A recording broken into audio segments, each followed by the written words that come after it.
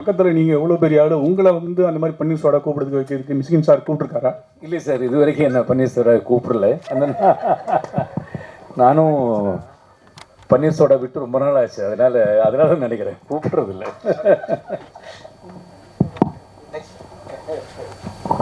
Sir sir இங்கே மிஸ்கின் sir மாதிரி வந்து மிமிக்ரி பண்ணி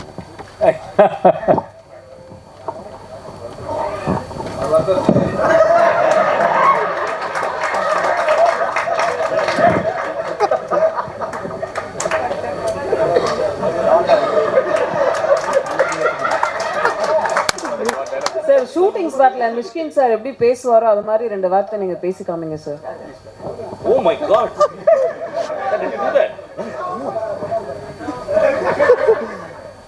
சார் அவர் மாதிரி டயலாக் ஏதாவது பேசி காமிங்க. இல்லை எல்லாமே இல்லை, உங்களை மாதிரி காட்ட சொன்னாங்க, அப்படிதான் காட்டினேன். தேங்க்யூ. மிஷ்கின் சார், நீங்க சம்பளம் நிறைய கேட்கறதா சொன்னாங்களே, ஒரு படத்துக்கு எப்படி கமிட் பண்றீங்க? எங்கேம்மா இருக்கு, எங்க இருந்து வருது? கவிதா கொஞ்சம் எந்திரிச்சு கேளு. கவிதா, உன் குரலை நீ எங்க பட்டாலும் கேட்கணும். ஆக்சுவலா என்னம்மா சம்பளம் அதிகமா கேட்கறதா சொன்னாங்களே? ஆமா, அதாவது டேரக்ட் பண்றது கொடுக்க மாட்டேன்றாங்க, ஆனால் நடிக்கிறது கேட்கறது கொடுத்துறாங்க. ஆமா மிஸ்கின் சார், தமிழ் சினிமாவில் இப்படி எல்லாரையும் கூப்பிட்டு பன்னீர் சோடா கொடுத்தீங்கன்னா எப்படி கிரியேட்டிவிட்டி வரும், எப்படி சினிமா சீன் வரும், உடல் நலம் மனநலம் கெடாதா?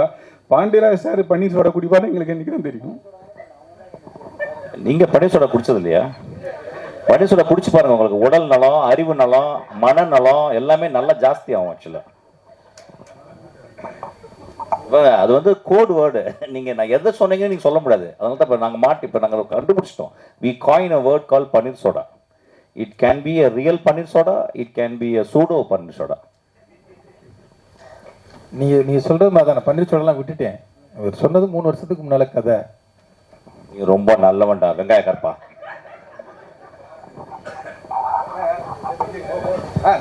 மிஸ்கின் சார் ஃபாரின் போறாரு, கண்டென்ட் வேணும்னா வாங்கிக்கோங்க சீக்கிரமா. மிஸ்கின் சார், ஜெயராம் சார் கூட கொஞ்சம் வருத்தப்பட்டாரு, என்ன கூப்பிடவே மாட்டாங்க. சொல்லுங்க சார். என்ன கூப்பிடவே மாட்டாங்க பன்னீர் சோடா அப்படின்னு. எப்போ கூப்பிட போறீங்க சார்? நீங்க பன்னீர் சோடா சாப்பிடுற மாதிரி ஐடியா இருக்கா சார்? நாங்க சொல்றோம் நீங்க நினைச்சு விட்டு நினைச்சு எல்லாரும் நல்லவங்களா ஆயிட்டீங்களா? எப்படி புரியவே இல்லை எனக்கு. ஏன் சார் நல்லவங்களா வரீங்க? பன்னீர் சோடா குடிச்சு பன்னீர் சோடா போட்டு சாமி ஒரு பன்னீர் சோடா வாங்கிட்டோட. பன்னீர் சோடா குடிச்சது இல்லையா சார் நீங்க? பாண்டி ஜெயராம் சார், சரிங்க சார், ரொம்ப நாளுக்கு அப்புறம் வந்து மேடம் கூட நடிக்கிறீங்க. அந்த பாண்டிங் எப்படி இருந்தது?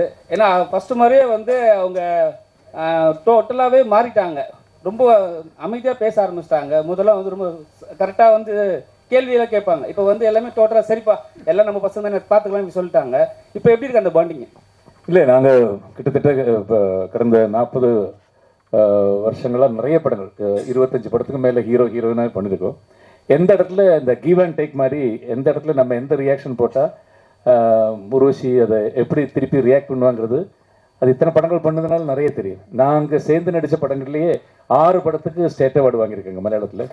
ஸோ அது அப்பப்போ தெரியும். அதனால இந்த படத்தில் எல்லாமே நாம் பண்ணுற ஒவ்வொரு டைலாக்கும், நாம் பண்ணுற ஒவ்வொரு ரியாக்ஷனுக்கும் அவங்க ரியாக்ஷன், அது மாதிரி அவங்க பண்ணுறதுல என்னோட ரியாக்ஷன், அதுதான் இந்த படத்துலேயே ரொம்ப இம்பார்ட்டண்டான விஷயம். அது நல்லா ஒர்க் அவுட் ஆயிருக்கு. அது அவங்களால எனக்கு அது கரெக்டாக தெரியும். நான் இப்படி போட்டு அவங்க அப்படி தான் அதுக்கு ரியாக்ட் பண்ணுவாங்க. பாண்டி இங்கே மணி, வாழ்த்துக்கள், ரொம்ப நல்லா இருக்கு ட்ரெய்லர் பார்த்தேன். இப்போ 2 கேள்விகள் எனக்கு உங்ககிட்ட. ஒன்று வந்து ஊர்வசி அம்மா பேசும்போது சொன்னாங்க, இந்த படம் வந்து மலையாள படங்கள் ரொம்ப வேகமாக எடுப்பாங்க, ஆனால் மலையாள படத்தை விட வேகமாக வந்து இந்த படம் எடுத்தது எப்போ ஷூட்டிங் ஆரம்பிச்சு எப்போ முடிச்சிங்கன்னே தெரியல அப்படின்னாங்க. அது ரொம்ப பெரிய காம்ப்ளிமெண்ட்டாக பார்க்குறேன். எத்தனை நாள் எடுத்தீங்க ஒன்று? அண்ட் இதுக்கான கதை எங்கேருந்து ஆரம்பிச்சது? இந்த கதை வந்து ரைட்டிங் ரொம்ப நல்லா இருக்குன்னு சொல்கிறாங்க. இந்த ரைட்டிங்க்கு என்ன, வாட் இன்ஸ்பயர்ட் யூ? எங்கேருந்து ஆரம்பிச்சது? தொடக்க புள்ளி அது? நம்பர் ஆஃப் டேஸ் வந்து சொல்ல முடியாது, ஏன்னா பட்ஜெட்டு பிஸ்னஸ் பற்றி பேசிக்கிட்டு இருக்கிறான். ஒன்றும் இல்லை, 45 நாளில் படத்தை முடிச்சிட்டோம். 45 நாளில் படம், 2 நாள் இந்த ப்ரமோ சாங்க்கு 2 நாள். அதுக்கு எல்லாமே காரணம் என்னுடைய டீம், என்னுடைய ஆர்டிஸ்ட் தான். ஏன்னா அவங்க ஒன் டேக் ஆர்டிஸ்ட் எல்லாருமே. அப்புறம் இவங்களை வச்சுக்கிட்டு எத்தனை நாள் எடுக்கிறது, அது பெரிய இதுவாக இருந்தது. ஆமாம் 2 ஆமாம் 60 days சொல்லலாம். ஆமாம், ஏன்னா 2 கால் ஷீட் போகணும், அதனால போனோம். இன்னொன்று அந்த வீட்டுக்குள்ள எடுக்கிறது ரொம்ப ரொம்ப கஷ்டம். அம்மா சொன்னது மாதிரி கேமராமேன் வந்து அப்படியே ஃபுல்லாக வீடியோ தெரியாது, ஃபுல்லாக பிளாக் கிளாத்தில் போட்டு மூடிடுவார். சின்ன இடம் தான், அதுக்குள்ளே என்ன பண்ணுவாங்கன்னா இவங்க பண்ணுற காமெடியை சிரிக்கிறதுக்காகவே கூட்டமாக எல்லாம் மேக்கப் எல்லாமே அப்படி நின்றுவாங்க. உங்கள் காம்போவை பார்த்து சிரிக்கிறதுக்காகவே ஒன்று போயிட்டே இருக்கும். ஆனாலும் அதுக்குள்ள வந்து அம்மா சொன்னது மாதிரி அந்த ரைட்டிங் தான் வந்து அந்த சிரிப்பை வந்து அவ்வளவு கொடுத்தது. அதுக்காக இதுவாச்சு. அது ரைட்டிங்காக வந்து இந்த படத்துக்கு நான் 3 வருஷத்துக்கு முன்னாலே எழுதினேன். இது வந்து லாக்டவுன் டயத்துலேயே அந்த கதையை நான் எழுதிட்டேன். ஒரு சின்ன ஸ்பார்க் தான். என்னுடைய அஸ்வின் அசிஸ்டண்ட் கப்புள் ஃப்ரெண்ட்லி டைரக்டர்னால அவன் வந்து ஒரு வெப் சீரிஸ் சொன்னான், இது பாருங்கள் உங்களுக்கு ரொம்ப பிடிக்கும் அப்படின்னு சொன்னான். அந்த ஹிந்தியில் வந்து குல்லக் அப்படின்னு சொல்லி சோனியில் இருக்கும் அந்த வெப் சீரிஸ். அதை நான் பார்த்தேன். இதுக்கும் சம்மந்தம் இல்லை, அதை நான் தழுவல் அப்படின்லாம் போட்டுறாதீங்க, அது சீன் எதுவுமே இருக்காது. அதில் ஒரு அப்பா அம்மா 2 ஆம்பளை பசங்களுக்குலாம் நடக்கிற ஒரு கதை. அது வந்து இதை சொன்னே இது மாதிரிலாம் நான் வந்து ஒரு வாரத்தில் கதை பண்ணிடுவேன்டா அப்படின்னு எங்கள் பண்ணுங்கன்ட்டு போயிட்டான். அந்த சவாலை எடுத்துக்கிட்டு பண்ண இந்த கதை தான் இந்த கதை. அது வந்து அப்புறம் வேறையா சுவாரஸ்யம் மாறி அதுக்குள்ளே ஒரு கொலை விழுந்தா எப்படி இருக்கும், அந்த கொலையை யாருது அப்படின்னு அது வந்து ஒரு கதைகளி நான் ஏற்கனவே பண்ணியிருக்கிறதுனால அந்த மூடுக்குள்ளே இதை வந்து ஒரு டார்க் காமெடியாக பண்ணால் எப்படி இருக்கும் அப்படின்ட்டு நான் ஸ்கிரிப்டாக எழுதி தூக்கி வச்சுட்டேன். அப்போ ஜெகனன்கிட்டையும் திவ்யா அவங்க சார் செம்மையாக இருக்குது சார், அது ரைட்டிங்காகவே நல்லா இருக்குது அப்படின்னு அப்போ எல்லாருமே சேர்ந்து இந்த பரிமளனுக்குவை என்னை பண்ண வச்சுருக்காங்கன்னு தான் நான் சொல்லுவேன். பண்ணிட்டேன் சார். இங்கே சார் தமிழ் கமல் சார் அவங்க நடிக்க காரணம் என்ன? 7 வருஷத்துக்கு வாங்கின கடனா இல்லை நன்றி கடனா? கடன் நன்றி கடன் ரெண்டுமே இருக்குது. அன்னைக்கு வாங்கின அட்வான்ஸ் மட்டும் கிடையாது, எனக்கு பிரச்சனை வரும் போதெல்லாம் வந்து இவர் தான் ஃபோன் அடிப்பேன். எப்பவுமே இல்லைன்னு சொல்லாமல் கொடுக்குற ஒரு நல்ல நண்பர், ஆத்மார்த்தமான நண்பர். அது மட்டும் கிடையாது, என்னைய வந்து காஸ்ட்லியான ட்ரெஸ் போட்டு பார்க்குறது எல்லாமே வந்து என்னை ரசிப்பார். என்னை வந்து ரொம்ப அப்பா அவருக்கு ஒரு இந்த கதை வந்து நல்லா இருக்கு, அவருக்கு இந்த இதை கொடுத்தோம்னா அந்த நட்புக்கு ஒரு மரியாதையாக இருக்கும் அப்படிங்கிற ஒரு இதுதான். அவரை நடிக்க வச்சதுக்கு காரணம் வந்து அவருக்கு அரசியலில் ஆசை இருக்குது, அவர் மூஞ்சியை வெளியில் நல்லா காட்டலாம் அப்படிங்கிற ஒரு நண்பனுடைய ஆசைன்னு வச்சுக்கலாம். மிஸ்கின் சார் இங்கே சார் ஆக்சுவலாக கேள்வி பதில் இருக்குது அப்படின்னு தெரிஞ்சோன்னு நிச்சயமாக அரசியல் கேள்வி இருக்கும் அப்படின்னு உங்களுக்கு தெரியும். ஸோ என்ன கேள்வியாக இருக்கும்னு நீங்கள் எதிர்பார்த்தீங்க, என்ன பதில் உங்ககிட்ட இருந்துச்சு?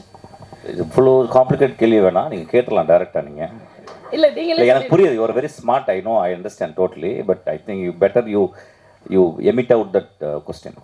Okay sir. தமிழ் இப்போ இருக்கிற சூழல் எப்படி இருக்கு, நீங்கள் இதை எப்படி பார்க்குறீங்க? எக்ஸ்ட்ரானரியாக இருக்கு.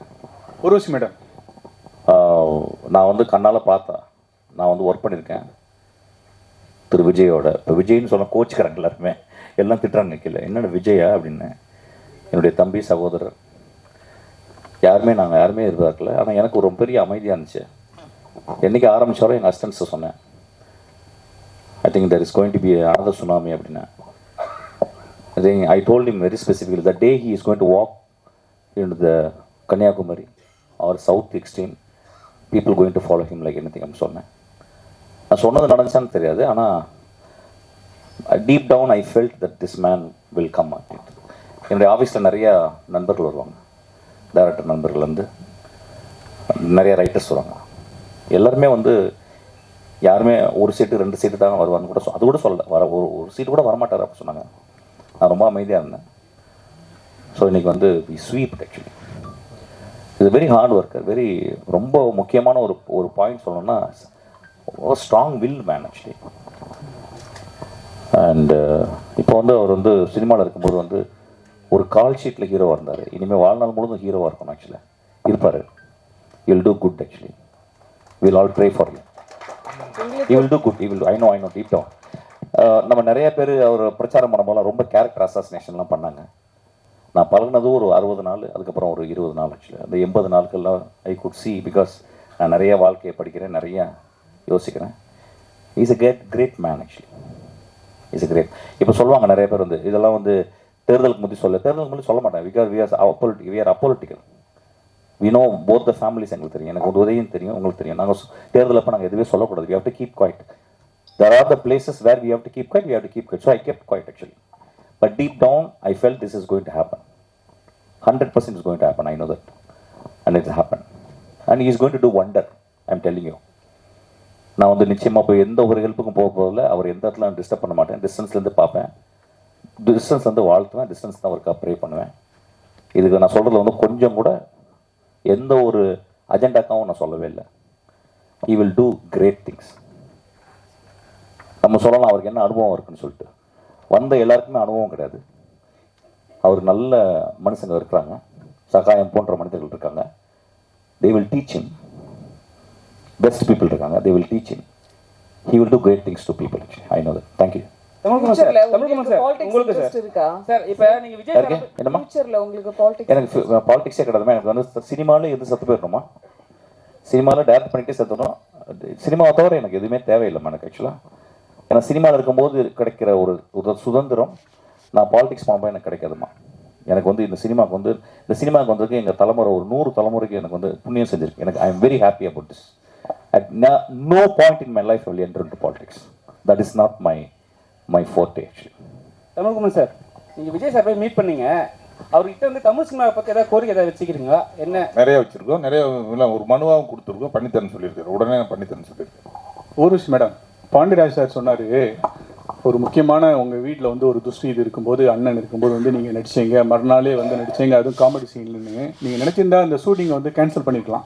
ஆனால் வந்து இது இல்லாமல் நடிச்சீங்க, அதுவும் காமெடி சீனு. அப்போ வந்து ஒரு சிஸ்டராக உங்கள் மனநிலை எப்படி இருந்தது, ஒரு நடிகையாக மனநிலை எப்படி இருந்தது?